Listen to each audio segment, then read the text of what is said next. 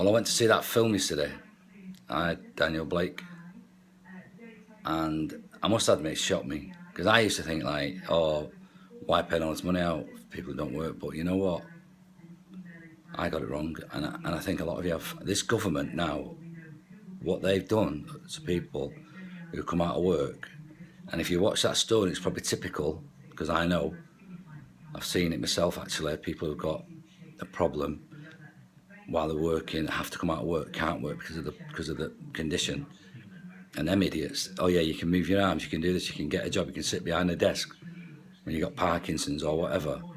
You're absolute idiots, a lot of you. And where's your compassion?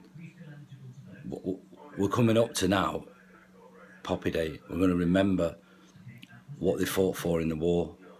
And it was to help people after the war. They helped, everybody would go around everybody's house and share stuff and help people. Well, I'm telling you now, I was upset yesterday watching that film. I am going to the food bank once a week with bus shopping.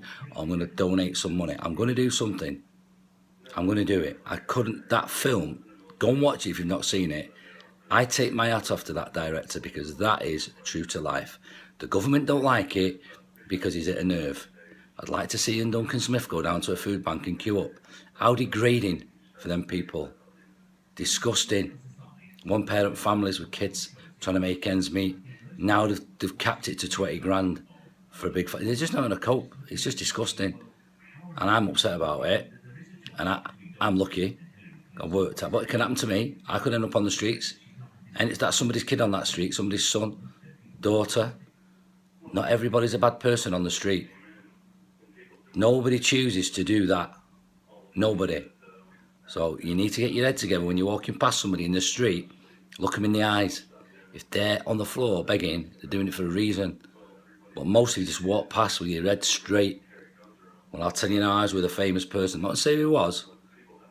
He's a cricketer, but I'm not going to say who he was. He walked up to an homeless man and gave him £50. Spoke to him for a bit, found his story, gave him a £50 note. I thought that was the most kindest thing I've ever seen. Not the amount of money, he listened to him first, spoke to him. I take my hat off to him. He was an Australian player, I'm not going to give his name. So think twice before you judge people. And I'm ashamed to be British when I see all these people who are struggling like that. I'm going to do something about it. You choose what you want to do, but I'm choosing my bit. I'm going to donate to that food bank to all these people who queue up and are degraded by this government to beg for stuff.